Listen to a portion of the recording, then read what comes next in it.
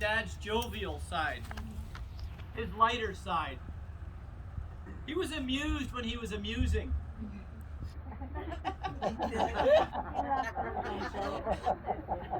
And he was a constant performer and a ham.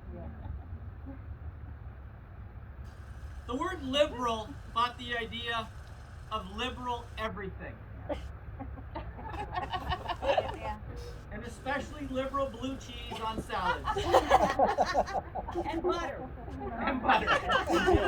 And salt. And salt, yes, and salt. Dad, of course, loved to dine out, and he loved to splurge. Yes, he did.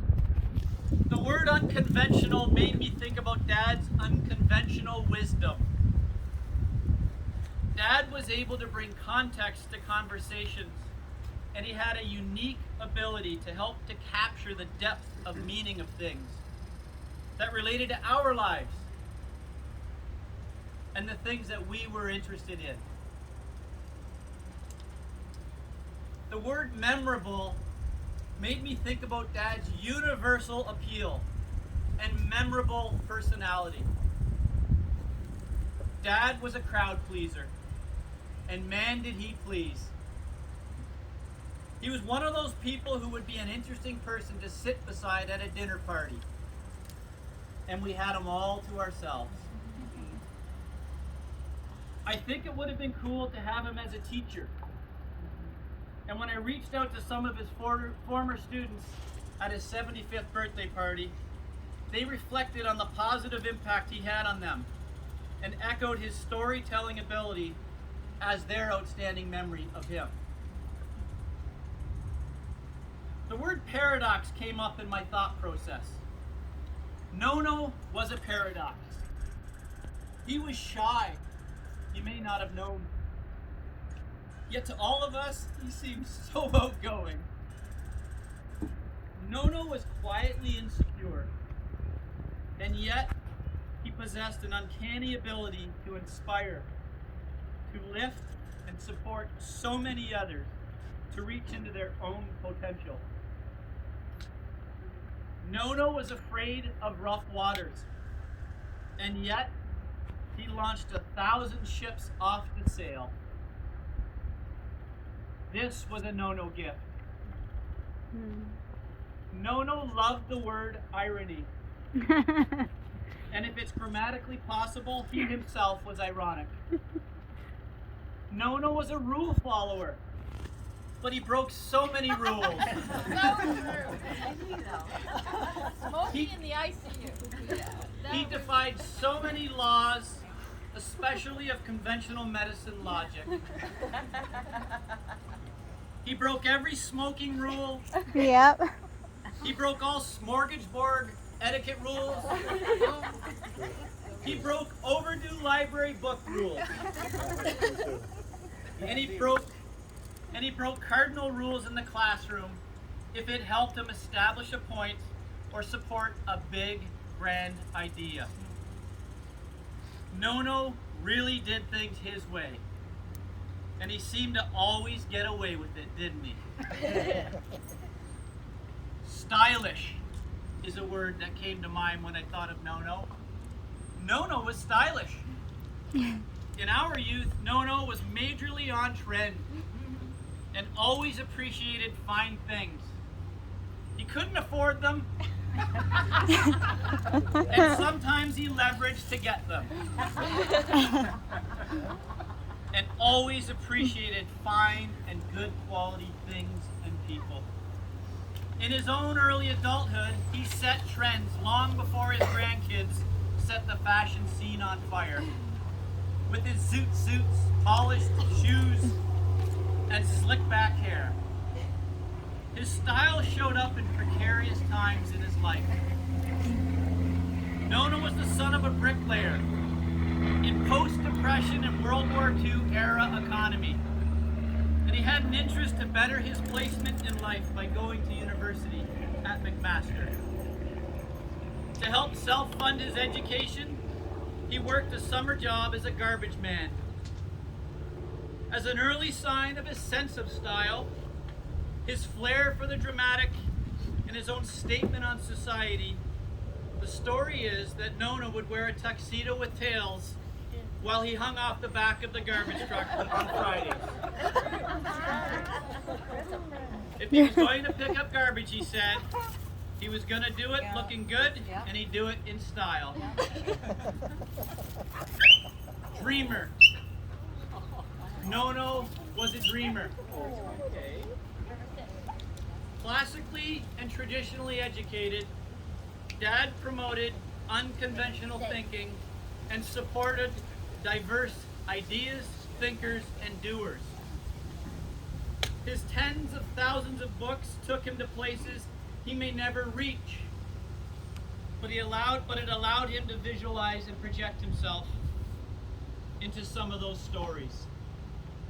Some of those stories that we're living. I sincerely believe we are all a product of this no-no alchemy that produced a great thinker who dreamed big and wove the seeds of possibility into the mindset and soul of our family and its many connections. Voracious reader.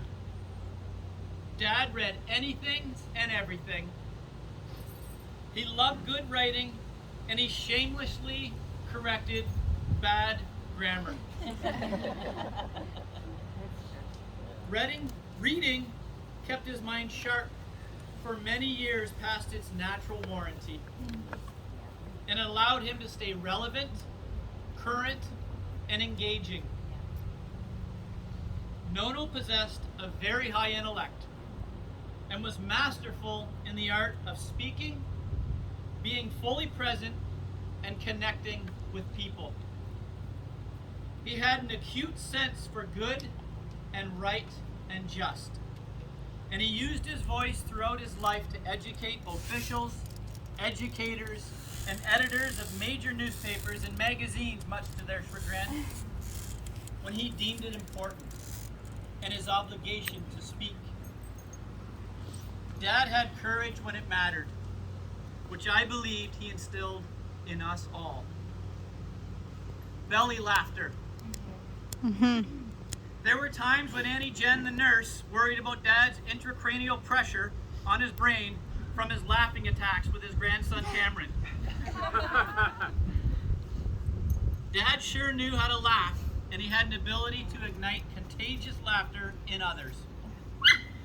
Dad was a brilliant storyteller and wordsmith who could charm others and typically laughed at his own unstructured humor.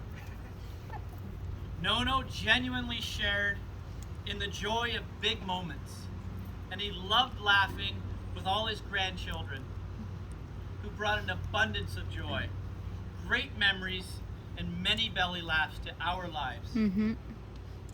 Rock star. Nono was a veritable rock star who has been pampered since birth. Till the end. Oh, yeah. In the 1930s, he dangerously developed rheumatic fever. Doctors provided little hope for recovery and instructed Grandma Anderson to minimize stress on his weak heart. God, were they wrong. Story is that 4'0" Grandma Anderson pulled Nono around the streets and hills of Hamilton in a little red wagon, which started a lifelong pattern of Nono pampering. Dad ran through the 6 of us kids for peanut butter and toast with butter to the edges for midnight snacks. And he graduated onto a long list of waitresses, nurses, PSWs, even captains of cruise ships around the world who would do little extra things to capture his favor and his appreciation. True story. Granted, Dad was spoiled rotten. And the question I always wondered He tipped well. is, why was he so spoiled? And what made him so special? How did so many people know he was special? And why would they go out of their way to show their affection for him? A reflection of this unique relationship Dad had with others and others with Nono came to light recently. Over the course of the last few days of Dad's life, staff from the bowels of the Ridgeview, where Dad lived his last few days and years, they broke COVID protocol. And they came out of the woodwork to pay respect for and to say goodbye to Nono. The Sunday cook at the Ridgeview is a beautiful woman named Bonnie, who rarely left her station at the kitchen and never went into the residence floors. But she made a point of visiting Dad last week to pay her respects. Dad apparently called her Better Bacon Bonnie. Better bacon morning.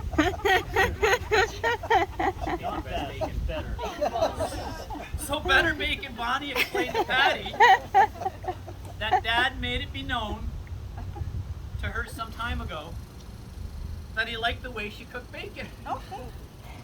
And so instructed her on the reasons why he liked the way she cooked bacon. Just so. From that day forward, Better bacon. Better Bonnie Bacon shared with Patty that the Jim Anderson bacon was the way she cooked the bacon for all the residents. Oh, and made her feel very special in her work, I will say. That's right. Which is something that Dad does. He made her feel special. Felt so special. He recognized her. Dad loved his food, as we all know, so the motivation behind that story isn't so surprising. And is a small example of how Dad made the people who aren't usually seen be seen. And to feel important and appreciated.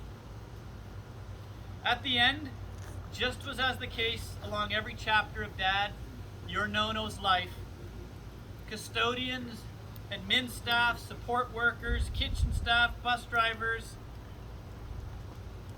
kings, queens, airline pilots, chiefs of police, it didn't matter. Whoever came into Dad's life, regardless of rank or status, came to visit Dad. Nono always made attempts to call people by their first names. A very important trait we all can aspire to. And to make a point of being interested in their lives, just as he did in all of ours. This unique gift, I believe, is the special magic that is Nono. That Nono possessed, which in turn compelled people to treat him like the rock star he was. His girls. Dad loved his girls. He loved your affection. He admired your natural beauty. And he relished in your adventures, your stories, and your intelligence.